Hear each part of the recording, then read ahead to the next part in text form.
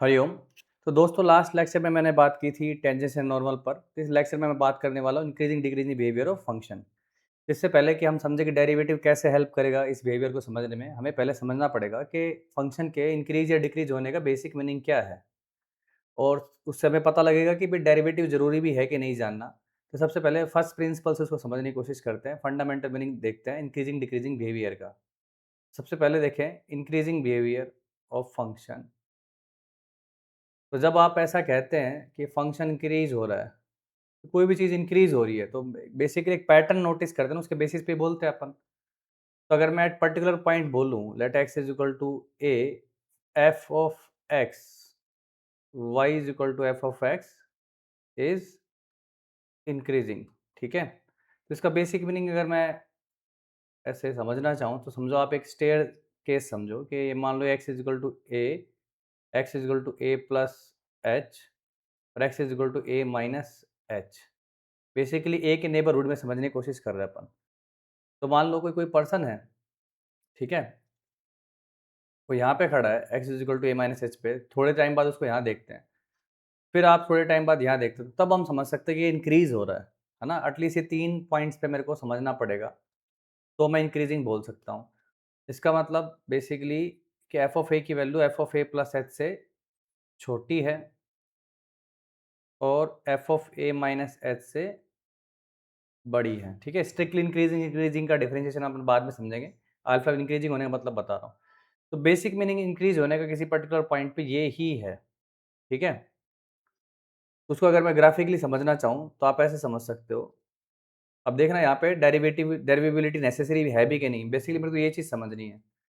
तो अगर स्मूथ बात समझी जाए तो सिंपल ये एक फंक्शन देख सकते हो आप, एक्स इज इक्वल टू ए पे आप देख पा रहे हो कि भाई फंक्शन में ए पे वैल्यू ये है, आगे वैल्यू थोड़ी और ज़्यादा आएगी, पीछे वैल्यू थोड़ी कम है, तो इंक्रीज हो रहा फंक्शन। और ये फंक्शन कंटिन्यूस एंड डेरिवेबल दोनों है, मतलब कर्व स्मूथ भी है और कई ग्राफ में थोड़ा थोड़ी भी नहीं है, ब्रेक भी नहीं हो रहा है। ये फंक्शन देखिए, यहाँ पे शार्प कॉर्नर आ गया, तो इसका मतलब फंक्शन डेरिवेबल तो नहीं है, लेकिन फंक्शन इंक्रीज हो रहा है क्या? बिल्कुल हो रहा है। यहाँ पे जो वैल्यू है इसके आगे वैल्यू ज़्यादा है, इसके पीछे वैल्यू कम है। और देखे केस जैसे ये है, ये फंक्शन इंक्रीजिंग है क्या एक्स इज इक्वल टू ए पे? बिल्कुल है। ए पे वैल्यू ये दिख रही है, इससे जस्ट पीछे वैल्यू ये है, आगे वैल्यू ये है। तो बेसिक ये डेफिनेशन ओबे हो रही है कि नहीं हो रही है? डेरिवेबिलिटी या कंटिन्यूटी का इससे कोई लेना देना ही नहीं है। ठीक है, तो मेरा बेसिक मीनिंग, बेसिक पर्पज़ आपको यही समझाने का था कि आप सिर्फ उसको सिर्फ डेरिवेबिलिटी या एप्लीकेशन ऑफ डेरिवेटिव से एसोसिएट ना करें, फंडामेंटली समझने की कोशिश करें। जैसे मान लो ये फंक्शन ही है, ये भी एक्स इक्वल टू ए पे क्या है, इंक्रीजिंग ही माना जाएगा। डेफिनेशन तो ओबे हो ही रही है ना, एक्स इक्वल टू ए पे वैल्यू ये है, पीछे वैल्यू थोड़ी कम है और आगे वैल्यू ज़्यादा है। तो इसी चीज़ को नोटिस करना है अपने को। अब मैं किसी भी तरह से शेप और अलग अलग डिफरेंट डिफरेंट ग्राफ्स यहाँ पे बना सकता हूँ समझने के लिए, पर सब में बात यही ओबे हो रही है। तो आई गेस एक बेसिक पर्टिकुलर पॉइंट पे डेरिवेबिलिटी या इंक्रीजिंग होने का मीनिंग क्या है वो आप समझ गए होंगे। और अगर फंक्शन डेरिवेबल हो जाता है तो फिर क्या होगा? इफ़ एफ एक्स इज डेरिवेबल, तो डेरिवेबल का मतलब उसका डेरिवेटिव एग्जिस्ट करेगा। उस केस में अगर मैं एफ डैश ए लिखना चाहूँ, राइट एंड डेरिवेटिव लिखना चाहूँ, तो आप देख पाओगे राइट एंड डेरिवेटिव की डेफिनेशन जैसे हम लिखते थे, f of a f dash a plus limit h approach to zero, f of a plus h minus f of a divided by h. Okay, तो आपको पता है कि f of a plus h की वैल्यू एफ ऑफ ए से ज़्यादा है, तो ये ग्रेटर देन जीरो होगा। सिमिलरली अगर मैं राइट एंड डेरिवेटिव लिखूँ, दोनों सेम ही होंगे, कोई भी लिख सकते हो।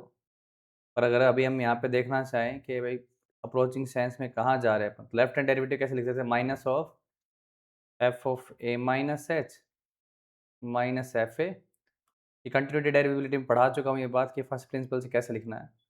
तो आपको पता है कि f of A minus H की वैल्यू एफ ऑफ ए से कम है, तो ये आंसर नेगेटिव, लेकिन एक नेगेटिव बाहर भी लगा हुआ है, तो ये चीज़ भी क्या हो जाएगी अल्टीमेटली? Greater than zero.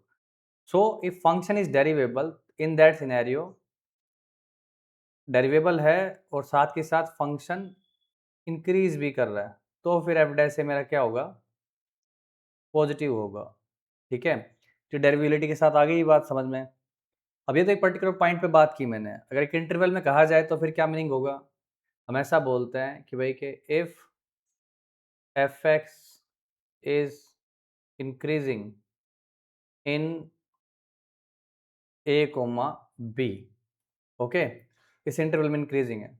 तो फर्स्ट प्रिंसिपल का मतलब ये लगा था, अगर फंक्शन की वैल्यू बढ़ रही है, इसका मतलब, अगर बढ़ने का मतलब, अगर मैं फंक्शन का ग्राफ बनाऊं, ये x1 है, ये x2 है, तो x1 पे जो भी वैल्यू रही हो, x2 पे वैल्यू, ये और ये दोनों पॉइंट ए और बी के इंटरवल में कहीं पड़े हुए हैं, तो आप समझ सकते, अगर फंक्शन इंक्रीज हो रहा है, x1 पे मेरे को ये वैल्यू रिसीव है, तो पक्की बात है x2 पे जो वैल्यू रिसीव होगी वो इससे ज़्यादा ही होनी चाहिए, तो फंक्शन को मैं क्या बोल सकता हूँ, इंक्रीजिंग, कि फंक्शन इंक्रीज हो रहा है। बीच में फंक्शन टूटता है, क्या करता है, that's different matter, but fundamental definition यही बनेगी कि that for all x1 x2 belonging to this particular interval a comma b, if I say x1 is less than x2, then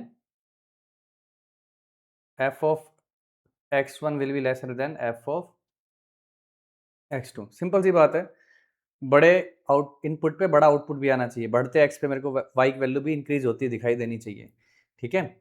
तो डेरिवेबिलिटी के साथ भी बोल सकते हैं कि भाई कि इफ, और फंक्शन अगर डेरिवेबल हो जाए, if f x is increasing and derivable in open interval a comma b, तो फिर for all x belongs to a comma B,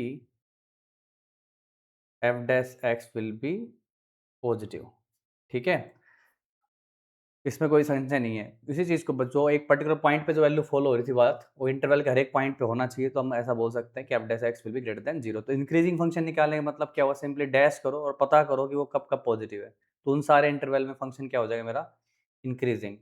अगर मैं यहाँ पे कर्व बनाने की कोशिश करूँ, तो इस तरह से देखा जा सकता है उसको। कई बार क्या है, क्लासरूम में हम जब बना रहे होते तो हम कर्व कैसे बना देते हैं, तो बच्चों से पूछते कि भाई ये फंक्शन कैसा है, इंक्रीजिंग डिक्रीजिंग, उनको लगता है कि भाई ये तो गिर रहा है, तो डिक्रीजिंग हो गया। ऐसा नहीं है, हमें कैसे देखना होता है हमेशा, बढ़ते एक्स पे देखोगे आप, एक्स बढ़ रहा है, वाई भी बढ़ रहा है, तो इसका मतलब फंक्शन इंक्रीजिंग है। बेसिकली एक्स और वाई सेम डायरेक्शन में मूव कर रहे हैं, छोटे एक्स पे छोटा वाई, बड़े एक्स पे बड़ा वाई, सिंपल सी बात। तो फंक्शन को इंक्रीजिंग बोला जा सकता है। तो ये इंक्रीजिंग फंक्शन से रिलेटेड बेसिक अंडरस्टैंडिंग थी। अब यही सेम लॉजिक आप डिक्रीजिंग फंक्शन के लिए अप्लाई कर सकते हो, ठीक है। अभी तक मैंने स्ट्रिक्टली इंक्रीजिंग या स्ट्रिक्टली डिक्रीजिंग ये वर्ड यूज नहीं किया है, थोड़ा वेट करिए, पहले समझ लेते हैं। सेम अगर मैं बोलता हूँ एफ एक्स क्या है, डिक्रीज कर रहा है at x is equal to a, precisely तो around x is equal to a बोलना चाहिए, पर इसको देखें अगर अपन, तो आपको एक डाउन स्टेयर फील होगा जब भी आप एक्स के अराउंड से गुजरे, ए के अराउंड से गुजरेंगे, तो मतलब एक्स इज इक्वल टू ए पे ऐसा है, ए प्लस एच पे वैल्यू और कम हो गई, मतलब और पहले बड़ी थी वैल्यू, इसका मतलब आपको क्या कर रहा है, एक डाउन हिल फील हो रहा है when you are going around x is equal to a, तो फंक्शन डिक्रीजिंग हो गया। तो इसका मतलब क्या निकला कि एफ ऑफ ए की value f of a plus H से ज़्यादा है, और पहले फंक्शन की वैल्यू और भी ज़्यादा थी। इसका मतलब एक पैटर्न नोटिस हो रहा है, फंक्शन की वैल्यू डिक्रीज हो रही है when we are moving around x is equal to a, ठीक है। अब ग्राफ के सेंस में देखना चाहो तो आप देख सकते हो कि भाई ये ग्राफ ऐसे जा रहा है, x is equal to a, ठीक है। देख पा रहे हैं आप, ए पे वैल्यू क्या है, उससे पहले ज़्यादा थी, इसके बाद में कम हो रही है। ये तो फंक्शन स्मूथ है, ना तो कहीं ब्रेक है ग्राफ के अंदर, ना कहीं शार्प कॉर्नर है, लेकिन मैं ऐसा भी बना सकता हूँ, ठीक है।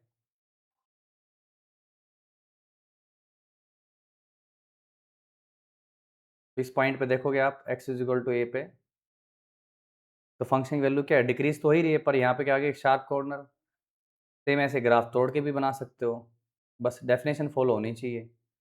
देखो मैं ऐसा बना देता हूँ, ठीक है, ये नहीं, आप देखिए, जैसे ये है वैल्यू,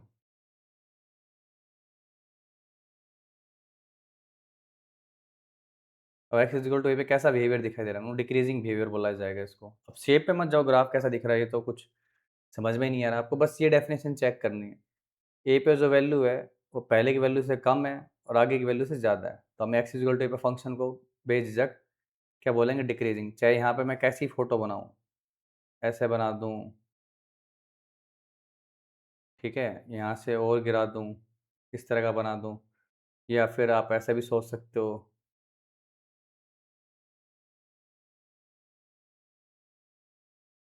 यहाँ से उठा भी सकते हो value.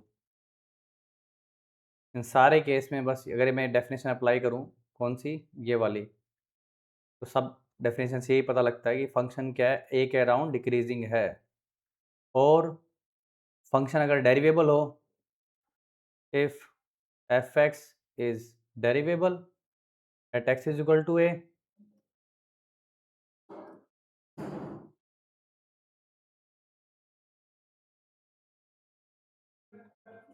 डेरिवेबल at x is equal to a, so in that sense आप देख पाओगे कि आपका जो डैश है वो क्या आएगा, नेगेटिव आएगा। ठीक है, सेम वही फर्स्ट प्रिंसिपल से देख सकते हो आप, जैसे ऊपर आपने इंक्रीजिंग में देखा था, क्योंकि ये वैल्यू कम रहने वाली है तो आंसर नेगेटिव आएगा, ये वैल्यू ज़्यादा रहने वाली है तो ये पॉजिटिव आगे नेगेटिव लगाया तो ये भी नेगेटिव हो जाएगा। ठीक है, और इस इंटरवल में बोला जाए तो मैं बोलूँ कि f x is decreasing in a comma b, तो फिर इंटरवल में सोच सकते हो कि कोई भी दो पॉइंट इस इंटरवल में अगर लिए जाएं, x1 x2, तो x1 में जो भी वैल्यू रही हो और फंक्शन डिक्रीज कर, तो ऑब्वियस सी बात है आगे जाके वैल्यू और कम हो जानी चाहिए। इसी चीज़ को बोला जाए for all x1 x2 belonging to the interval a comma b, if x1 is less than x2, then f of x1 will be more than f of x2। ठीक है, और डेरिवेबल है फंक्शन अगर इस इंटरवल में, if f x is derivable and decreasing, तो हम बोल सकते हैं derivable in a comma b and decreasing, then for all x belongs to this interval dash will be negative. Okay, तो इस बात को हम नोटिस कर सकते हैं।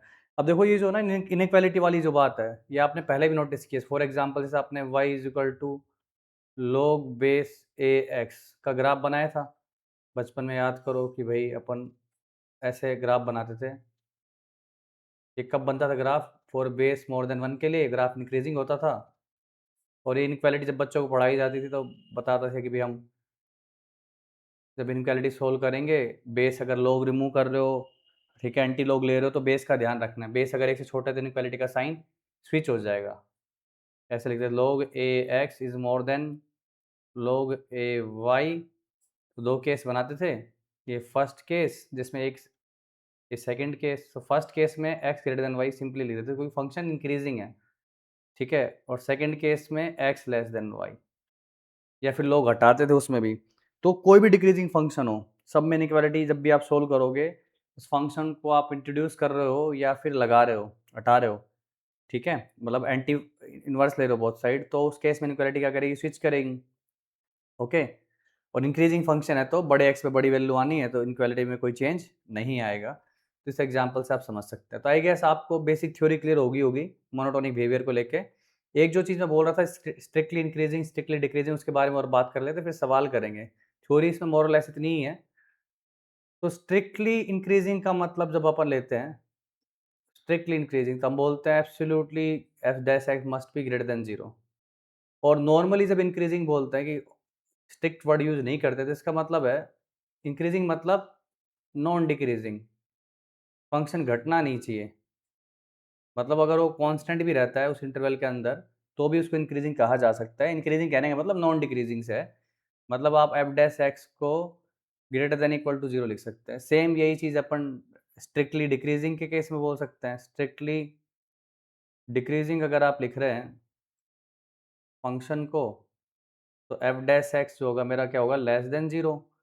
और नॉर्मली अगर डिक्रीजिंग बोल रहे हो बिना स्ट्रिक्ट वर्ड यूज किए हुए, तो सिंपली ये क्या है, यूज में किस तरह से नॉन इंक्रीजिंग बिहेवियर, इसका मतलब ऐसे समझना चाहिए इसको। अगेन फंक्शन अगर कांस्टेंट भी रहता है, मतलब इस तरह की बात है, जैसे एक फंक्शन है ये बढ़ रहा है, फिर कांस्टेंट हो गया, फिर बढ़ने लग गया, तो इसको इंक्रीजिंग बोल सकते हो ए से बी के अंदर। सेम नॉन इंक्रीजिंग का मतलब ये घट रहा था, फिर स्टैग्नेंट हो गया, फिर घटने लग गया, ठीक है, तो इसका मतलब ये भी डिक्रीजिंग ही बोला जाएगा। तो कहने का तात्पर्य यहाँ पे आप एफ डैश एक्स को क्या लिखोगे, लेस देन इक्वल टू 0। तो डेरिवेटिव का कैसे यूज़ करना है वो आपको पता लग गया है। सिंपल सी टर्म और है मोनोटोनिसिटी, नाम से क्लियर है। एक फंक्शन मोनोटोनस कब होगा, तो मोनो और टोन दो वर्ड है इसके अंदर। तो मोनो का मतलब सबको पता है, केमिस्ट्री में काफ़ी बार यूज़ करते हैं अपन, कार्बन मोनोऑक्साइड सिंगल। और टोन मतलब बिहेवियर उसका, जब एक फंक्शन एक ही टाइप का बिहेवियर रखता है ना, सिंगल टाइप ऑफ बिहेवियर, मतलब आइदर इट इज इंक्रीजिंग और डिक्रीजिंग ऑलवेज। ठीक है, तो वो पूरी जो डोमेन भी बोल सकते हो, एक बी में भी बोला जा सकता है इसको, मतलब ये डोमेन भी हो सकती है इसकी। हम बोलेंगे वो फंक्शन क्या मोनोटोनिकली इंक्रीजिंग है, मोनोटोनिकली डिक्रीजिंग है, एक पर्टिकुलर इंटरवल में अगर एक ही टाइप का बिहेवियर रखता है तो। ठीक है, तो जब हमसे बोला जाएगा ना कि फंक्शन का इंक्रीजिंग डिक्रीजिंग बिहेवियर चेक करो, तो बेसिकली वो किसकी बात कर रहा है, उसके मोनोटोनिसिटी की बात कर रहा है। Check monotonic behaviour of the function. अगर फंक्शन एक ही टाइप का बिहेवियर है तो ही उसको मोनोटोनिक बोलेंगे, अदरवाइज नहीं बोलेंगे। मतलब घट भी रहा है बढ़ भी रहा है तो उसको मोनोटोनिक नहीं बोलेंगे। मतलब कहने का जैसे ये इंटरवल में इस टाइप का, तो बोले मोनोटोनिकली इंक्रीजिंग।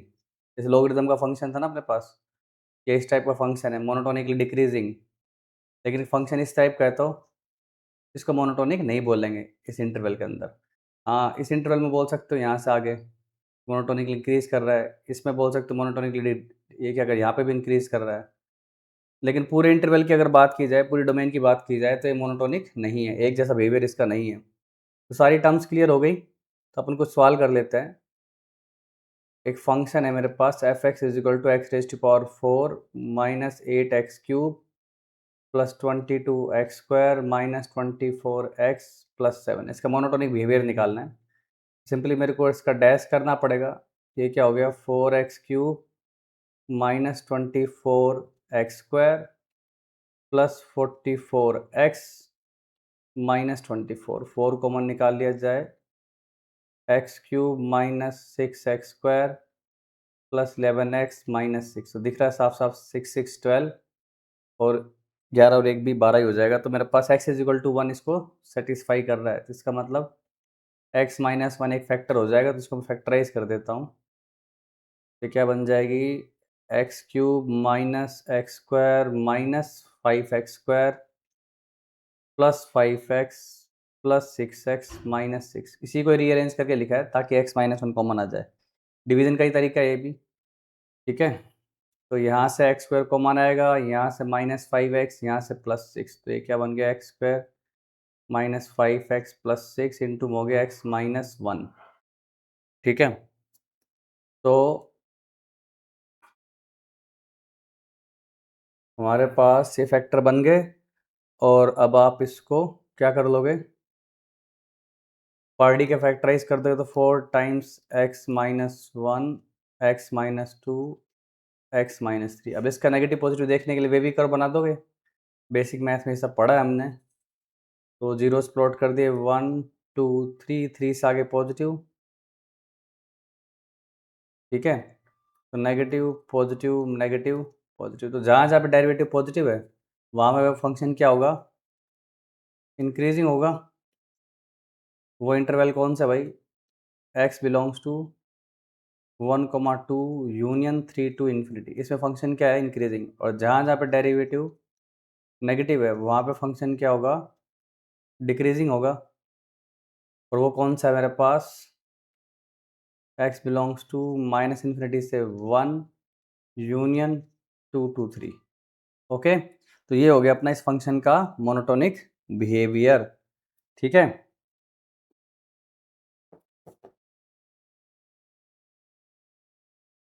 एक और सवाल देखो। एफ एक्स दिया हुआ मेरे को ln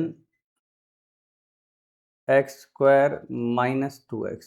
ठीक है, अगेन इंक्रीजिंग डिक्रीजिंग बिहेवियर निकालना है। सबसे पहले देखो किसी फंक्शन में डोमेन पहले निकालनी चाहिए। हमें पता है लॉग के अंदर का क्वांटिटी हमेशा पॉजिटिव होनी चाहिए, तो x² माइनस 2x क्या होना चाहिए, greater than 0, x common x minus 2 greater than 0 होना चाहिए।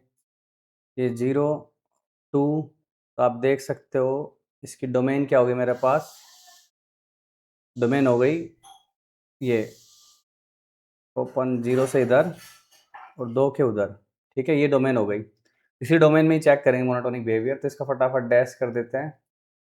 डैश करने पे क्या प्राप्त हुआ, x square minus 2x into 2x minus 2, मतलब 2 common x minus 1 upon x square minus 2x, ठीक है। तो आप देखोगे कि भाई 1 के आगे ये चीज़ क्या हो रही है, पॉजिटिव, इस तरह से चल रहा है। नीचे वाले को देखने की ज़रूरत नहीं है, क्योंकि ये क्वांटिटी तो हमेशा पॉजिटिव ही रहेगी। देखिए इसका बेबी कर ले ही नहीं रहा हूँ, क्योंकि डोमेन ही मैंने ऐसे पिक की हुई है, उसके बाहर तो मेरे को जाना भी नहीं है वैसे भी। फिर भी अगर किसी का मन करे कि भाई नहीं मेरे को तो बनानी है, तो अब बनाएगा। नीचे एक्स माइनस 2, ठीक है। पूरा देखते हैं कि ये भाई कब पॉजिटिव कब नेगेटिव है। तो हमने इसका बना दिया 0 1 2, ठीक है।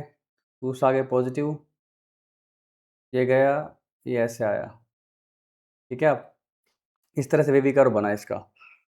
तो इस हिसाब से आप देखोगे तो बोला कि ये पॉजिटिव है, तो फंक्शन इंक्रीजिंग है 0 से 1 में, पर 0 से 1 तो तुम्हारे डोमेन में ही नहीं है ना, समझ रहे हो आप बात को। और 1 से 2 भी डोमेन में नहीं है, तो ये पीस का हिस्सा तो अपने डोमेन का हिस्सा ही नहीं है, ये जो पार्ट। तो इसमें तो फंक्शन के बारे में कोई कमेंट करनी ही नहीं है।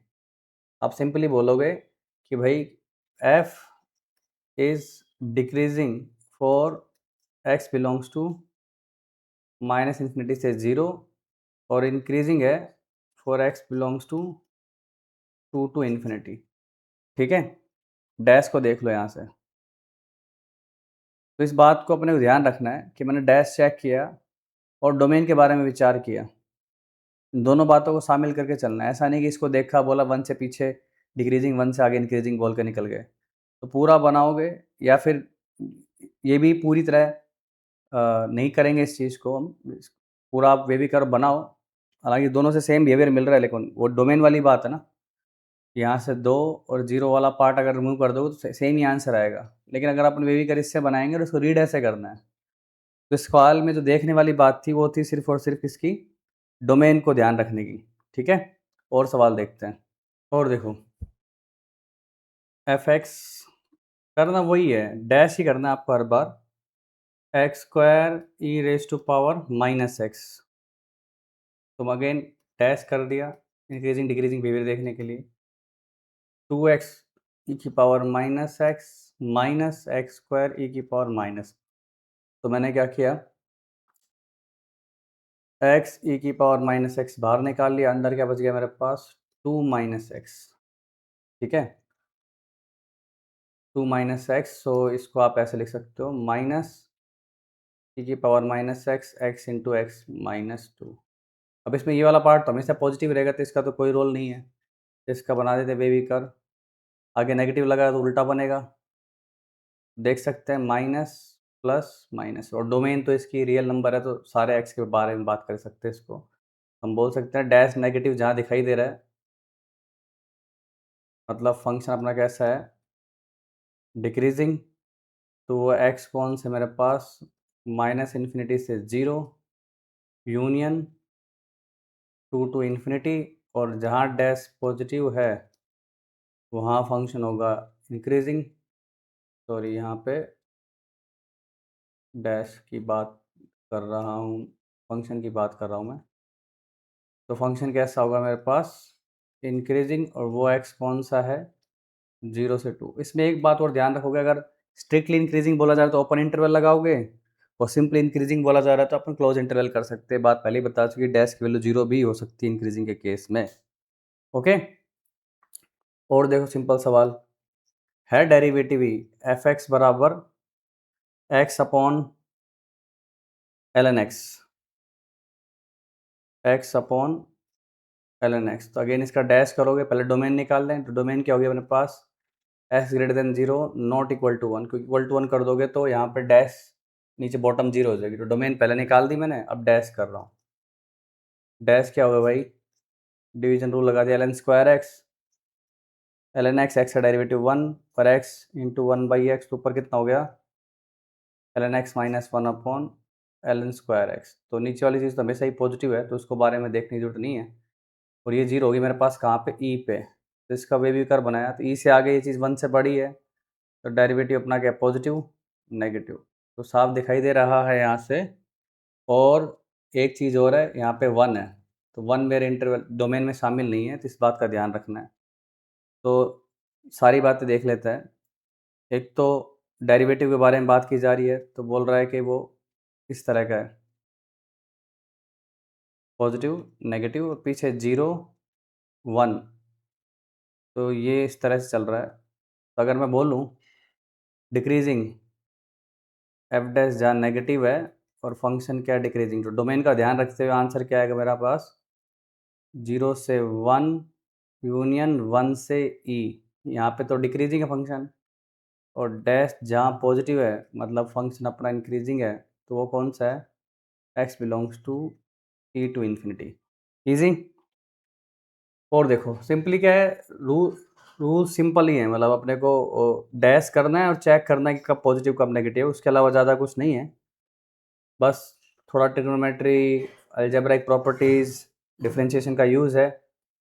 3 cos raise to power 4x plus 10 cos cube x plus 6 cos square x minus 3 in 0 to pi. ठीक है, अब अगेन इसको डिफ्रेंशिएट करोगे तो उस हिसाब से अपने को आगे बढ़ना है। 0 से पाई में चेक करना है इंटरवल ऑफ मोनोटोनिसिटी। तो एफ डैश एक्स निकाला मैंने, क्या बन गया, -12 cos cube x sine x. ठीक है, कोस की पावर 4 का डिफ्रेंशिएशन, -30 कोस स्क्वायर एक्स साइन एक्स, -12 कोस एक्स साइन एक्स। ठीक है, अब इसमें अपन कुछ कुछ कॉमन निकाल लेंगे, तो मैं देख सकता हूँ माइनस का 6 cos x sine x common आ रहा है, तो अंदर क्या बचा मेरे पास, 2 cos square x -5 cos x और -2। तो ये फैक्टराइज, 2 आ गया मेरे पास, 4, और ये हो गया यहाँ पे 5। ठीक है, 12, सॉरी बीच में यहाँ पे पूरा माइनस को मैं निकाले तो प्लस प्लस हो जाएगा, तो इसको मैं फैक्टराइज कर सकता हूँ, -6 कोस एक्स साइन एक्स, देख पा रहे हो आप, वो ये हो जाएगा मेरे पास 4 प्लस 1, तो 2 cos x plus 1 into cos x plus 2, ये क्वाड्रेटिक फैक्टराइज होगी जो कि कोस में दिखाई दे रही है मेरे को। ठीक है, तो अब इसके बारे में विचार करना है आपको, कब पॉजिटिव कब नेगेटिव है 0 से पाई के अंदर। तो कुछ कुछ फैक्टर्स को तो आप सीधे सीधे नेगलेक्ट कर सकते हो। ठीक है, जैसे कि ये जो फैक्टर है ये हमेशा पॉजिटिव है, इसके बारे में सोचने की ज़रूरत नहीं है मेरे को। कोस की वैल्यू हमेशा -1 से तो बड़ी होगी तो पॉजिटिव है, तो जीरो से पहले रख लेता हूँ मैं। ठीक है, तो 0 से पाई के अंदर 0, पाई/2, और ये आएगा मेरे पास 2π/3 और पाई। ठीक है, 2π/3 से पाई, यहाँ पे ये वाला फैक्टर 0 होगा, 2 -हाफ, कोस की वैल्यू यहाँ पे कितनी होती है मेरे पास, -हाफ। ठीक है, तो पाई से 2π/3 में sine x positive, cos x negative, और ये वाला फैक्टर भी नेगेटिव रहेगा, कोस एक्स की वैल्यू -हाफ से पीछे जाएगी, है ना। ये देखा है अपन ने, कोस एक्स को अगर देखा जाए तो यहाँ पे 1, यहाँ पे 0, यहाँ पे -1, तो यहाँ पे 2π/3 पे -हाफ हो रहा है, तो और ज़्यादा नेगेटिव होगी, तो ये वाला फैक्टर भी नेगेटिव, ये वाला फैक्टर भी नेगेटिव, और एक और नेगेटिव लगा, तो 3 नेगेटिव हो गए। तो इस पूरे इंटरवल में क्या होगी वैल्यू, नेगेटिव। π/2 से 2π/3, ये वाला फैक्टर पॉजिटिव, ये भी पॉजिटिव, और ये नेगेटिव, तो एक नेगेटिव दूसरा नेगेटिव क्या हो जाएगा मेरे पास, पॉजिटिव, ये हो गया पॉजिटिव। ठीक है वे भी करके जैसा ही, पर साइन चेक कर लो इंटरवल के अंदर। और 0 से π/2 के अंदर ये सारे फैक्टर पॉजिटिव हो गए, पॉजिटिव पॉजिटिव, तो एक नेगेटिव है, ये नेगेटिव लग गया। तो आप देख सकते हैं फंक्शन जहाँ नेगेटिव दिखाई दे रहा है मतलब यहाँ पे फंक्शन डिक्रीजिंग, इस इंटरवल में भी डिक्रीजिंग और इस इंटरवल में इंक्रीजिंग। π/2 से 2π/3 फंक्शन क्या है, इंक्रीजिंग, और रेस्ट ऑफ द इंटरवल में अपने पास क्या है, ये डिक्रीजिंग है। ठीक है, तो ये बात भी लिख ली अपन ने। अब कुछ देखो आर्बिट्री कांस्टेंट से रिलेटेड अगर बात करें, बहुत सिंपल क्वेश्चन लूँ, एफ एक्स है मेरे पास, प्लस से a x plus cos x, find a if f x is increasing for all x belongs to real number. मतलब मैं क्या बात कर रहा हूँ, एफ एक्स क्या है, मोनोटोनिकली इंक्रीजिंग फंक्शन है। ठीक है, तो अगर अपन डैश निकालें इसका एफ डैश एक्स, तो क्या आएगा, ए माइनस साइन एक्स। कोई दिक्कत? अब देखो ये जो वैल्यू है -1 से 1 के बीच में घूमेगी, और इस चीज़ को आप क्या करना चाह रहे हो कि ए माइनस साइन एक्स क्या है, ऑलवेज पॉजिटिव। तो ए की वैल्यू को अगर आप 1 से बड़ी कर दो, किससे बड़ी कर दो, 1 से बड़ी कर दो, तो ये कुछ भी कर ले, इस पूरी चीज़ को कभी नेगेटिव नहीं बना पाएगा, क्योंकि साइन एक्स की वैल्यू 1 से बड़ी तो हो नहीं सकती। तो ए को अगर तुमने 1 से बड़ा कर दिया, तो 1 से बड़ी क्वांटिटी में से 1 से छोटी क्वांटिटी घटाओगे तो आंसर हमेशा कैसा आएगा, पॉजिटिव ही आएगा। तो इस चीज़ का आंसर क्या हो जाएगा, ए बिलोंग्स टू 1 टू इन्फिनिटी। यही चीज़ अगर मैं आपसे पूछता कि एफ एक्स क्या है, डिक्रीजिंग है for all x belongs to real number, तो उस केस में क्या करते हैं, ए को आप -1 से भी छोटा कर दो। अगर ए को -1 से भी छोटा कर दोगे तो ये क्वांटिटी ज़्यादा ज़्यादा कितनी हो सकती है, +1। लेकिन ए अगर -1 से छोटा है तो ओवरऑल आंसर कैसा रहेगा, नेगेटिव ही रहेगा। तो फिर आंसर क्या आ जाएगा मेरे पास, ए बिलोंग्स टू -∞ से -1, ऑलवेज डिक्रीजिंग के लिए। तो सिंपल सा सवाल था ये। एक ऐसा ही सवाल और देखेंगे तो और क्लैरिटी आ जाएगी आपको समझने में। ठीक है, ये देखो क्वेश्चन दे रखा है मेरे को कि एफ एक्स जो है मेरे पास दिया हुआ है, f x is equal to sine 2x minus 8 times b plus 2 cos x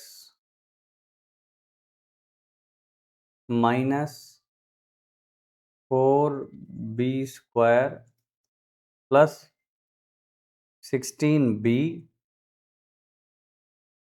plus 6 into x.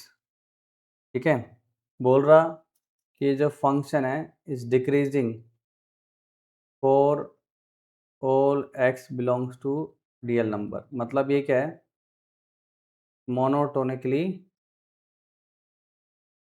Decreasing function है। तो फाइंड बी, बी क्या होगा ये पता करना अपने को। ठीक है, तो इसके बारे में बात करते हैं कि इसका कोई साथ के साथ बोल रहा है कि इसका कोई क्रिटिकल पॉइंट भी नहीं है। क्रिटिकल पॉइंट बेसिकली जहाँ पे डैश जीरो होता है या डिफाइन नहीं होता, उनको क्रिटिकल पॉइंट बोल देते हैं अपन। तो सब पहले अपन तो इसको क्या करें, इसका अपने को डैश निकालना पड़ेगा। ठीक है, तो डैश निकालते हैं, एफ डैश एक्स निकाला, क्या आएगा, 2 cos 2x minus minus plus हो जाएगा, कोस का derivative basically minus sine x है तो पुट कर दिया, और यहाँ पीछे क्या हो गया, 4b² प्लस 16b प्लस 6। अब इसको पूरे को एक ही फंक्शन में बना ले तो काम हो जाएगा अपना। यहाँ पे साइन एक्स है तो cos 2x का फॉर्मूला खोल देता हूँ मैं, क्या, 1 minus 2 sine square x plus 8 times b plus 2 sine x, और ये पीछे क्या चल रहा है अपने पास,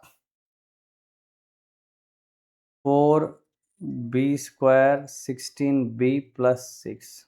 ठीक है, तो कहीं ना कहीं मेरी कोशिश है इसको परफेक्ट स्क्वायर में रखने की। तो ये हो रहा है मेरे पास 2 minus 4 sine square x plus 8 times b plus 2 sine x. अब इसको देखो, जहाँ पे देखा जाए तो ये 4 साइन स्क्वायर एक्स है। ठीक है, तो यहाँ पे मैं करूँ, ये 2 साइन एक्स का क्या हो गया, होल स्क्वायर। ठीक है, 2 साइन एक्स का क्या हो गया मेरे पास, होल स्क्वायर। यहाँ से अगर हम 4 कॉमन निकालें तो sine square x 2b plus 2 sine x, तो b प्लस 2 का अगर होल स्क्वायर पीछे मिल जाए तो अपना काम हो सकता है। ठीक है, वो भी 4 कॉमन निकालने के बाद वो बना सकता हूँ मैं। तो ये क्या बन गया, मैं ऐसे लिखूँ अगर 4b², ठीक है, प्लस यहाँ पे कर दे अपन कितना, 4b² 16b, ये काम आने वाला है मेरे को, ठीक है। तो 4 कॉमन निकालूंगा तो b² प्लस 4b प्लस 4 का स्क्वायर दिखना चाहिए मेरे को। तो यहाँ पे मेरे को क्या चाहिए, 16 चाहिए, ठीक है। 4 कॉमन निकालने के बाद 16 चाहिए, तो ऐसा करने के लिए मैंने क्या किया, 10 ऐड किया, तो -10 करूँगा तो बाहर भी कितना हो जाएगा, +10 हो जाएगा। अब मेरा काम आसान हो गया, पीछे का 10, ये हो गया 12। पर ध्यान से देखें कि मैं क्या क्यों कर रहा हूँ, ये b+2 का स्क्वायर चमकाना मेरे को 4 कॉमन लेने के बाद। तो 4 कॉमन लिया, sin² x -2 times b+2 sin x, और ये हो गया प्लस 4 कॉमन निकाले तो b² plus 4b plus 4 which is b+2 whole square, ठीक है। तो पूरा सीन मेरा क्या बन गया, 12 - 4 sin x minus b+2 entire thing whole square. तो ये अपना डैश आ गया अभी, ठीक है। तो ये सारी मेहनत डैश निकालने में हुई है। तो ऐसे देखो, इंक्रीजिंग डिक्रीजिंग मोनोटोनिक बिहेवियर जज करना डिफिकल्ट नहीं है, हमें तो बस खाली डैश करना है, डैश करने के बाद उसको सुंदर सा सजाना है, और सजाने के बाद बात की जाएगी, ठीक है। तो इस बारे में सोचिए कि भाई हम जो बना रहे हैं ये चीज़ हमेशा क्या होनी चाहिए, पॉजिटिव, ठीक है। तो मैं ये कह सकता हूँ कि भाई के अंदर का जो भी सामान है, अगर इसको हमेशा पॉजिटिव चाह रहा हूँ, तो आप क्या चाहोगे कि जो होल स्क्वायर है, तो होल स्क्वायर की जो वैल्यू है, ये जो पूरी चीज़ है, ये क्या होनी चाहिए मेरी, sin x b+2। अगर ये चीज़ मैं ऑलवेज डिक्रीजिंग चाहिए ना मेरे को, तो इसका मतलब ये जो अंदर की चीज़ है, ये 3 से बड़ी करनी है मेरे को हमेशा। क्या करनी है, this should be more than 3। तो होल स्क्वायर है पूरा, क्या होना चाहिए, मोर देन 3 होना चाहिए। इसका मतलब ये जो वैल्यू है, या तो ये √3 से बड़ी करो, या फिर इसी चीज़ को मैं क्या करूँगा, sin x माइनस b+2 को हमेशा क्या करूँगा, √3 से छोटा करूँगा, ठीक है, -√3 से छोटा करूँगा। ये बात समझ में आती है आपको, 4 माइनस, तो 4 3 जा करना था, तो पीछे की जो ये वैल्यू है, जो मैं लिख रहा हूँ, ठीक है, ये जो वैल्यू है, ये पूरी वैल्यू अगर 3 से बड़ी रखता हूँ मैं, तो मेरा काम हो जाएगा, ये पूरी चीज़ हमेशा नेगेटिव हो जाएगी। उसी बात को ध्यान में रखते हुए अंदर की क्वांटिटी या तो √3 से बड़ी हो या -√3 से छोटी। इसका मतलब क्या हुआ कि sin x की वैल्यू हमेशा क्या हो, b+2 प्लस √3 से बड़ी हो। इसका मतलब ये क्या हो गया, अगर sin x हमेशा इससे बड़ा होना चाह रहा है फॉर ऑल x, इसका मतलब इस क्वांटिटी को अगर मैं क्या कर दूं, -1 से भी छोटा कर दूं, है ना, ये जो मेरी RHS है, उसको -1 से छोटा कर दो, sin x ऑटोमेटिकली हमेशा क्या हो जाएगा, इससे हमेशा ही बड़ा रहेगा। समझ रहे हो आप, b को ऐसा फिक्स कर दिया कि वो क्या है, -1 से भी छोटा है। ये पूरी एक्सप्रेशन b+2 √3 जो है हमेशा -1 से छोटी है, तो ऑब्वियस ही बात है sin x हमेशा क्या हो जाएगा, इससे बड़ा हो जाएगा। तो एक आंसर तो यहाँ से आ जाएगा। दूसरा, sin x की वैल्यू क्या है, always lesser than b+2 -√3। sin x value अगर इस समय से छोटी करनी है, तो इस चीज़ को क्या कर दो, इस चीज़ को आप गैस करो 1 से भी बड़ा कर दो। अगर ये 1 से भी बड़ा हो जाएगा तो sin x ऑटोमेटिकली हमेशा छोटा हो जाएगा। तो इन दोनों चीज़ों का यूनियन कर दो, अपने को आंसर मिल जाएगा। कहने का मतलब b जो है अपना, इन सबको उधर फेंकूंगा तो मेरे पास क्या हो जाएगा, -1 -3, -3 -√3 से हमेशा छोटा, और उसको उस तरफ किया तो -1 प्लस √3 इससे हमेशा बड़ा। तो ये बी का आंसर आ जाएगा मेरे पास, b belongs to -∞ to -√3 common निकाल लूँ तो ये हो जाएगा 1 + √3 यूनियन -1 + √3 से लेके पॉजिटिव ऐसा भी रखोगे तो फंक्शन हमेशा कैसा रहेगा मेरा, डिक्रीजिंग। तो इसमें ये बात समझ लेनी, अपने आराम से डैश किया, फिर जज किया कि वैल्यू 3 से बड़ी हो जाए, इसका मतलब अंदर का सामान √3 से बड़ा है या -√3 छोटा है। इस तरह के केसेस में जैसे पहले वाला सवाल किया था वैसा ही काम हुआ है ये एक्सप्रेशन तक पहुंचने के। साइन एक्स को हमेशा किसी से बड़ा करना है तो उस क्वांटिटी को माइनस वन से छोटा कर दो, साइन एक्स को हमेशा किसी से छोटा होना है तो उस क्वांटिटी को क्या कर दो, 1 से हमेशा बड़ा कर दो, तो अपना काम हो जाएगा। चलिए यही पैरामीटर से रिलेटेड और क्वेश्चन देखते हैं। एफ एक्स मेरे को गिवन है a+2 x cube -3ax² +9ax-1 बोल रहा है कि जो फंक्शन है इज ऑलवेज डिक्रीजिंग, मतलब पूरी डोमेन में क्या है, मोनोटोनिकली डिक्रीजिंग फंक्शन है। अपने को ए निकालना है, फाइंड ए। अगेन डैश करोगे, क्यूबिक फंक्शन है, क्या हो गया 3 times a+2x² -6ax +9a। Okay, 3 common निकाल लूँ इसमें से तो ये बन जाएगा a+2x² -2ax +3a। ये जो चीज़ है हमेशा नेगेटिव होनी चाहिए for all x belongs to real number. अब ध्यान से देखो, ये चीज़ क्या है, क्वाड्रेटिक एक्सप्रेशन है, और क्वाड्रेटिक एक्सप्रेशन हमेशा नेगेटिव होने का मतलब ग्राफ इस तरह का कुछ। ये कब होगा, जब अपना x² का कोफिशिएंट वो नेगेटिव हो, डाउनवर्ड ग्राफ है, और इसका डी भी नेगेटिव हो। डी मतलब इस चीज़ को लिखने जाओगे तो ये बन जाएगा 4a² minus 4 3 12 a into a+2। ये क्या होना चाहिए, नेगेटिव होना चाहिए। तो यहाँ से देखो कि अगर अपन क्या करें, यहाँ पे 4a कॉमन निकाल लें तो अंदर क्या बचेगा, a -3a-6 < 0, मतलब 4a और ये हो गया -2a, तो 2a+6 का मतलब 2 भी बाहर निकाल सकता हूँ और इसको a+3 कर दूँ तो ये >0 हो जाएगा, है ना। नेगेटिव एडजस्ट करोगे तो इनइक्वालिटी का साइन चेंज। तो दो बातें हो गई, एक तो a आ रहा है मेरे पास, क्या बोल रहा है -2 से छोटा होना चाहिए, और इस बात को अगर ऑब्जर्व करो, ये भी करो बनाओ, इसका -3 से 0, तो 0 के आगे -3 के पीछे, तो दोनों का अगर मैं इंटरसेक्शन लूँ तो a आ जाता मेरे पास -∞ से -3। तो ऐसा अगर a रखेंगे तो फिर हमारे पास क्या रहेगा, फंक्शन ऑलवेज डिक्रीजिंग रह जाएगा। स्ट्रिक्टली डिक्रीजिंग है तो open interval, again simple decreasing बोल रहा था अपन क्लोज इंटरवल लगा सकते हैं, डैश को 0 भी बना सकते हैं, ठीक है। और कई बार देखो कि छोटा छोटा कुछ मैनिपुलेशन वगैरह भी करना पड़ता है, हम एग्जैक्टली नहीं जान पाते डैश को बारे में, ऐसे कोई परफेक्ट स्क्वायर या प्रॉपर पॉजिटिव वगैरह नहीं बन पाता, तो किस तरह से सोचा जाता है उसके लिए भी एक एग्जाम्पल लेते हैं।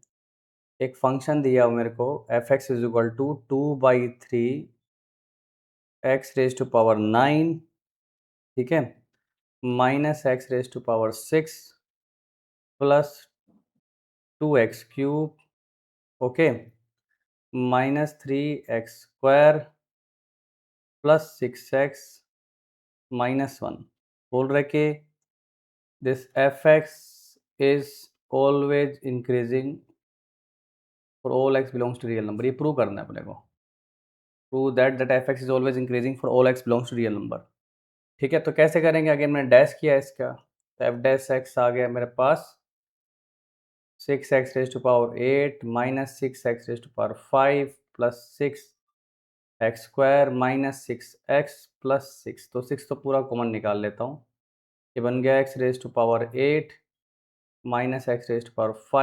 Plus x² -x plus 1। तो देखा जाए तो नेगेटिव नेगेटिव हिस्सा ऑड पावर पे है, तो अगर मैं इसको पूरा सोच लूँ, डिवाइड करते अपन डोमेन को 0, तो 0 से पीछे अगर आप x को देख रहे हो तो ये वाला पार्ट पॉजिटिव हो जाएगा, ये वाला पार्ट भी पॉजिटिव हो जाएगा, और ये दोनों तो पॉजिटिव हमेशा ही रहेंगे।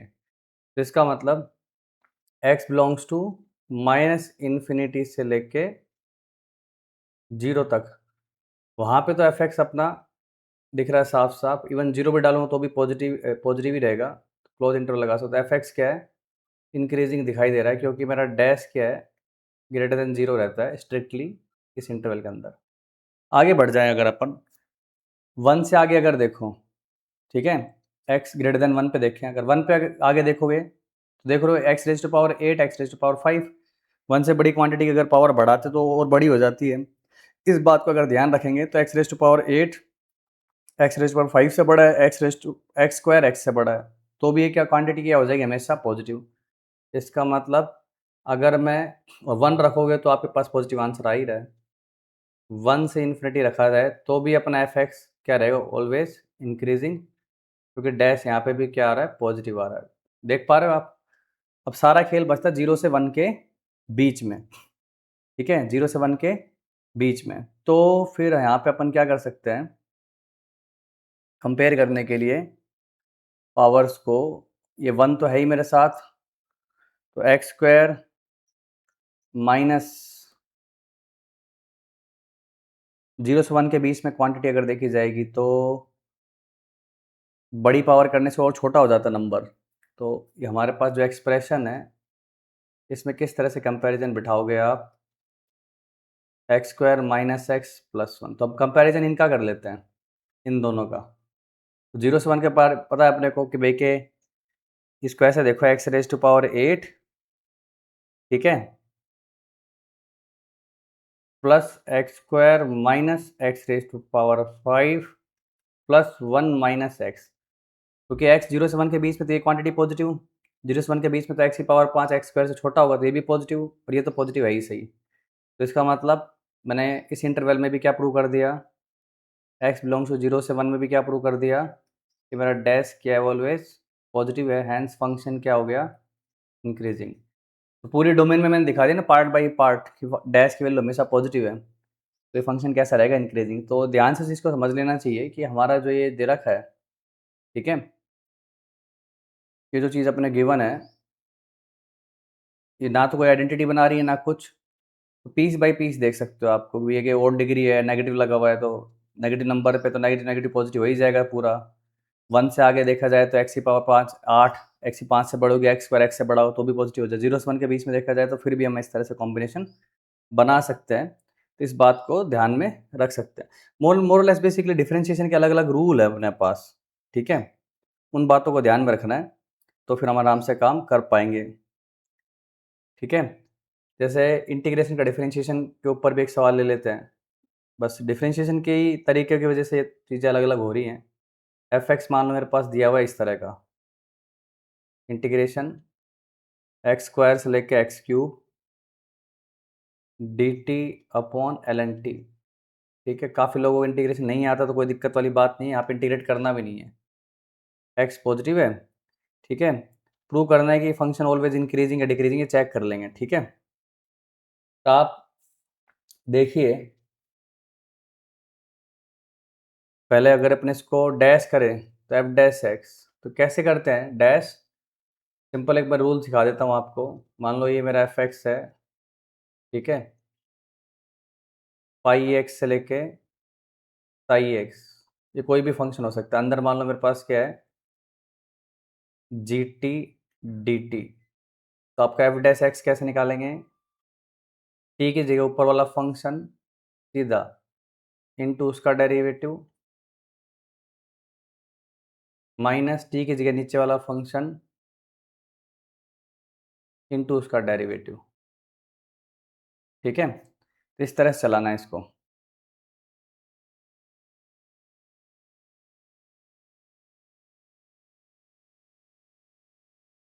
ओके। तो वही चीज़ यहाँ पे अप्लाई की जाए तो एफ डैश एक्स क्या हो जाएगा, 1 upon l n x cube, तो 3 आगे आ गया, इंटू उसका derivative 3x² minus 1 upon l n x square, 2 आ गया, और एक्स स्क्वायर डेरिवेटिव 2x, ठीक है। तो 2 से 2 कटा, 3 से 3 कटा, तो एफ डैश एक्स की वैल्यू मेरे पास क्या हो गई, x square minus x upon l n x, ठीक है। तो ऊपर क्या हो गया, x x minus 1 l n x. अब इस चीज़ को देखें अगर अपन कि भाई हमारे पास इसका वेवी कर्व बनाओगे अगर, तो कैसा आएगा, 0 1, तो 1 से बड़ी क्वांटिटी में तो सारे ही पॉजिटिव, तो पॉजिटिव। 0 से 1 के बीच में देखो, ये चीज़ भी नेगेटिव होगी, ये चीज़ भी नेगेटिव होगी, तो नेगेटिव नेगेटिव मेरे पास कैसा रहेगा? पॉजिटिव। कोई समस्या? और 0 के पीछे तो जाना ही नहीं है मेरे को, तो लोग ही डिफाइन नहीं होगा। अगेन 1 पे भी F0 और F1 दोनों ही डिफाइन नहीं है, तो डोमेन जो देखोगे इसकी, तो डोमेन जो बनेगी वो एक्चुअल में डोमेन बनेगी मेरे पास ये belongs to, F belongs to ये 0 से लेके 1 यूनियन 1 टू इन्फिनिटी। तो आप देख सकते हो पूरी डोमेन में अगर देखा जाए तो ये फंक्शन में डैश कैसा है, ऑलवेज पॉजिटिव आ रहा है, ठीक है, ऑलवेज कैसा आ रहा है? पॉजिटिव। तो इस प्रकार से कह सकते हैं फंक्शन हमेशा क्या करेगा? इंक्रीज ही करेगा। ओके। अब ये देखो, ये कुछ अलग तरह के क्वेश्चन है रूटीन से, कि हमें बोला जा रहा है f from 0 to infinity to r एक ऑलवेज इंक्रीजिंग फंक्शन है, ठीक है। कैसा फंक्शन है? स्ट्रिक्टली इंक्रीजिंग फंक्शन है। ओके, सच दैट, इसी के हेल्प से दो फंक्शन और डिफाइन कर रहा हूँ, such that g x is equal to f x minus 3x and h x is equal to f x minus x cube are both strictly increasing function,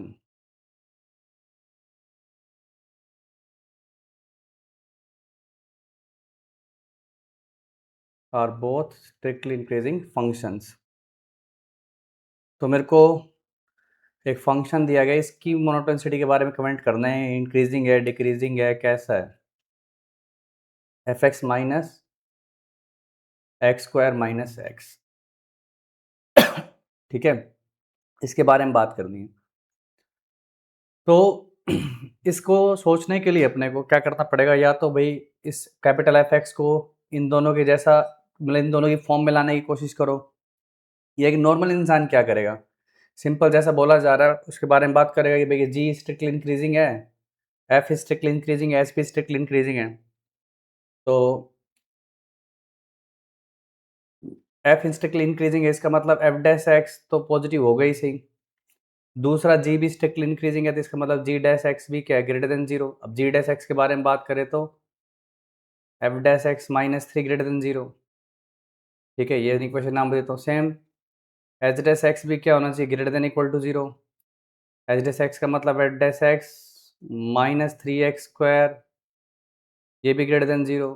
equation number 2 नाम दे देता हूँ। तो capital F x के बारे में बात करने के लिए इसका डैश लिख लेते हैं। एफ डैश एक्स कितना हो गया?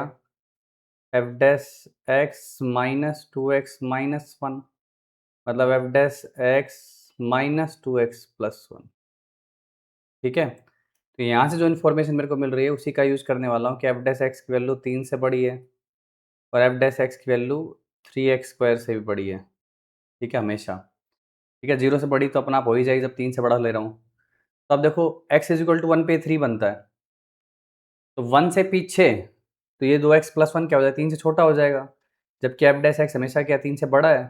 तो 1 से पीछे तो अपने को देखने की जरूरत नहीं है, और 0 से इन्फिनिटी में अगर जज कर रहा हूँ, तो अगर एफ एक्स की वैल्यू 0 से 1 के बीच में है, तो उस केस में तो मैं साफ देख सकता हूँ ये वैल्यू अपनी क्या है? 3 से छोटी हो जाएगी, और एफ डैश एक्स की वैल्यू हमेशा 3 से बड़ी है। तो एफ डैश एक्स क्या है मेरे पास? ग्रेटर देन जीरो है, पॉजिटिव हो जाएगा, ठीक है। और अगर 1 से बड़ी बात करें, जैसे एफ डैश 1 की वैल्यू निकालें, तो एफ डैश 1 तो 3 से बड़ा ही है, वो तो हमेशा 3 से बड़ा है, ये 3 पे है, तो यहाँ पे क्लोज इंटरवल भी कर सकता हूँ मैं आराम से कि एफ डैश 1 3 से बड़ा है और ये 3 ही बनेगा, तो ये वैल्यू अभी भी पॉजिटिव है। 1 से आगे देखें अगर, तो 1 से आगे ये चीज़ 3 से बड़ी हो जाएगी, हालांकि ये भी 3 से बड़ा है, पर कंपैरिजन कैसे करें? तो यहाँ से देखो, इससे मतलब पता लग जाएगा। एक चीज़ इसका ग्राफ बना के देखें अगर अपन दोनों का, तो ये मेरा हो गया let's say y is equal to 3, ठीक है। 2x प्लस 1 का ग्राफ क्या आएगा? ऐसे स्ट्रेट लाइन आएगा। ये x इज इक्वल टू 1 पे क्या हो रहा है? 3। सेम ऐसे ही 3x स्क्वायर का ग्राफ है। 3x स्क्वायर का ग्राफ कैसे है? वो इस तरह से है, 0 पे 0, और ये ऐसे जा रहा है, ये 3x² का ग्राफ है। तो मैं क्लियरली देख सकता हूँ कि भाई जब x की वैल्यू 1 से बड़ी होगी तो 3x² की वैल्यू 2x+1 से बड़ी हो जाएगी। अब क्योंकि f डैश x 3x² से भी बड़ा है तो 2x+1 से भी ऑटोमेटिकली बड़ा हो जाएगा, है ना। तो 0 से 1 में कंपेयर करने के लिए मैंने इसका यूज़ कर लिया और 1 से आगे देखने के लिए मैंने किसका यूज़ कर लिया, इस चीज़ का। और यहाँ से भी देख सकते हो 0 से 1 में देखोगे तो एफ एक्स इससे बड़ा है, तो इसका मतलब एफ डैश एक्स 2x+1 से बड़ा हो जाएगा। और 1 से आगे देखने के लिए एफ डैश एक्स 3x² से बड़ा है और 3x² अपना 2x+1 से बड़ा है, तो इसका मतलब एफ डैश एक्स 2x+1 से भी बड़ा हो जाएगा। तो ये बात कहने में कोई दो राय नहीं है कि जो एफ डैश एक्स है is greater than 0 for all x belongs to 0 to infinity, है ना। तो यहाँ से क्या प्रूव हो गया कि जो हमारा एफ डैश एक्स है वो हमेशा इंक्रीजिंग रहेगा, एफ एक्स हमेशा इंक्रीजिंग रहेगा इस इंटरवल के अंदर।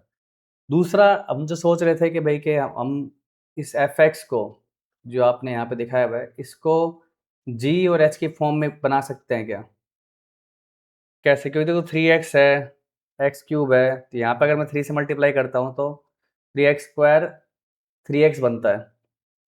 कुछ ऐड और सब्ट्रैक्ट करके अपन बात बना सकते हैं यहाँ पे इस तरह से। देखिए कि अगर मान लो मैं ये 3f(x) लिखूँ तो ये क्या बन जाएगा, 3f(x) minus 3x² minus 3x, ठीक है। तो मैं इसको ऐसे यूज़ करूँ f(x) माइनस x³, ठीक है। तो ये बन गया मेरे पास कौन सा फंक्शन, h। माइनस x³ किया तो मेरे को प्लस x³ भी करना पड़ेगा, ठीक है। 2f(x) बचा, फिर इसके पीछे कर दूँ मैं कितना, माइनस का 6x, तो मेरा g बन जाएगा, दो कॉमन निकालने के बाद। माइनस का 6x किया तो प्लस 6x भी करना पड़ेगा, ऊपर का जो है वो दिखते रहो, माइनस 3x² आ गया, प्लस 6x करूँगा तो ये कितना हो जाएगा, प्लस 3x, ओके। फिर एक -1+1 भी कर देते हैं, तो देखो ये क्या बन गया, एक आइडेंटिटी बन गई। तो ये f3f(x) इसके इक्वल हो गया। दूसरा तरीका देख रहे हैं अपन, ये हो गया अपने पास अपना, ये तो हो गया hx, ये हो गया 2 टाइम्स gx, ये हो गया x-1 का होल क्यूब प्लस 1। अब तो आप डैश करो, एफ डैश एक्स क्या बनेगा, h dash x plus 2 times g dash x plus 3 times x-1 का होल स्क्वायर। तो h इंक्रीजिंग है तो ये भी ऑलवेज पॉजिटिव, ये भी ऑलवेज पॉजिटिव और ये भी always greater than equal to 0। तो positive positive plus greater than equal to 0, तो ये ओवरऑल चीज़ क्या होगी मेरे पास, ग्रेटर देन 0 हो जाएगी फॉर ऑल x, जो भी जिस पे भी डोमेन डिफाइन कर रखी है अपन ने, ओके। तो यहाँ से डायरेक्टली देख सकते हो आप इससे भाई कि हमारा जो एफ एक्स हमेशा कैसा फंक्शन होगा, इंक्रीजिंग फंक्शन होगा, ठीक है।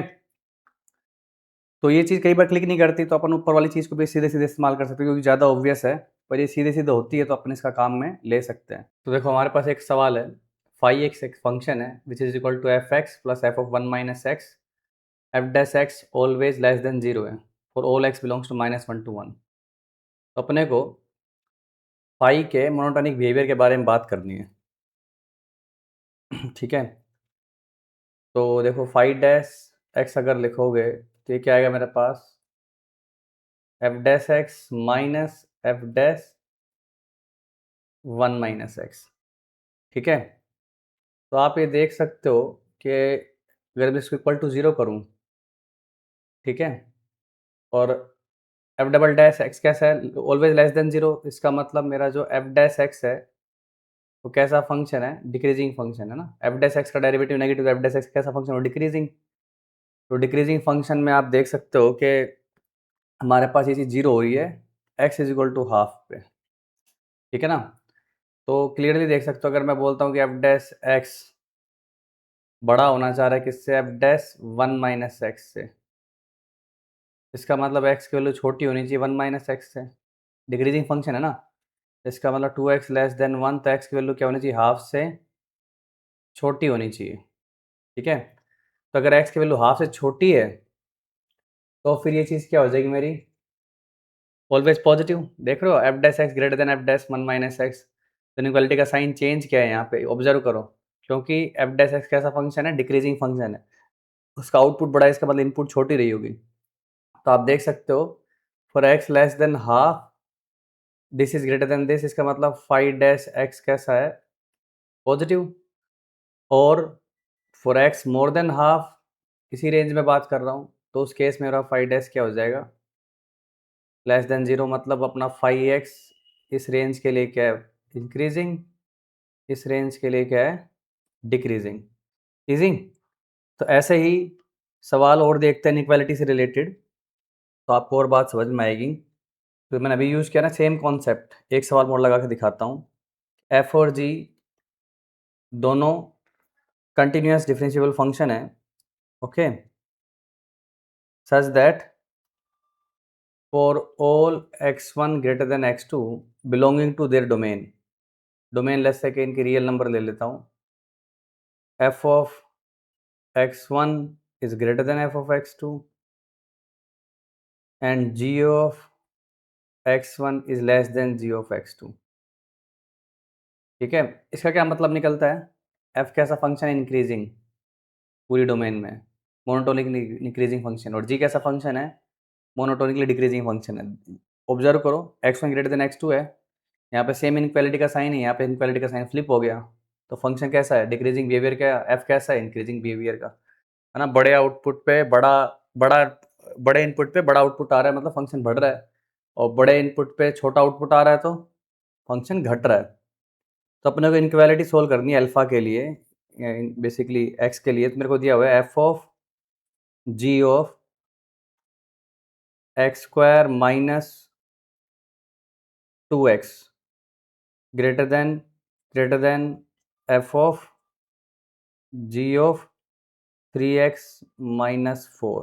तो x के लिए सोल्व करना है इस इनक्वालिटी को। तो अगेन मोनोटोनिक फंक्शन है ना, f इंक्रीजिंग है, तो अपन f को रिमूव करेंगे तो इनक्वालिटी का साइन कैसा रहेगा, वैसे का वैसे ही रहेगा, ये ग्रेटर देन ही रहेगा।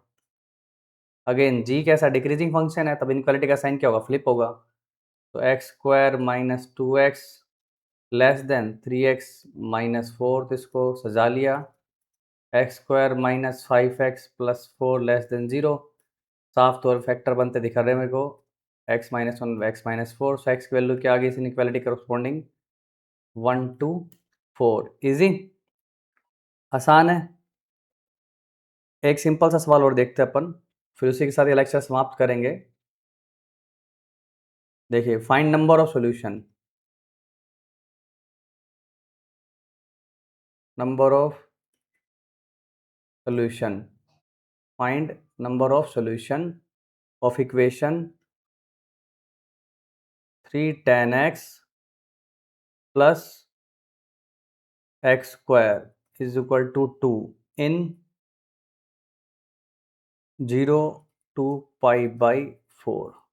ओके, तो जनरली नंबर ऑफ सॉल्यूशन जब अपन निकालने रहते हैं, सॉरी ये क्या है, एक्स क्यूब है, तो अपन क्या करते हैं, इसका ग्राफ अलग बनाते हैं, इसका ग्राफ अलग बनाते हैं 0 to पाई बाई 4 में। तो अगर मैं इसके ग्राफ की चर्चा करूँ, तो मान लो इसको एफ एक्स बोल दूँ, f x is equal to 2 के सोल्यूशन देखने में, मैंने एक बार एफ डैश एक्स निकाल के देखा, वैसे दिखने तो रही है मेरे पास कि भाई कि हम अगर वैल्यू निकाल के देखें तो ये y is equal to 2 line है, ठीक है, यहाँ पे 0 डालोगे तो 0 आंसर आएगा, और पाई बाई 4 डालोगे तो ये 3 हो जाएगा, है ना, 10 पाई बाई 4 1 होता है, और प्लस कुछ ऐड ही होगा, तो ये दोनों पॉइंट है।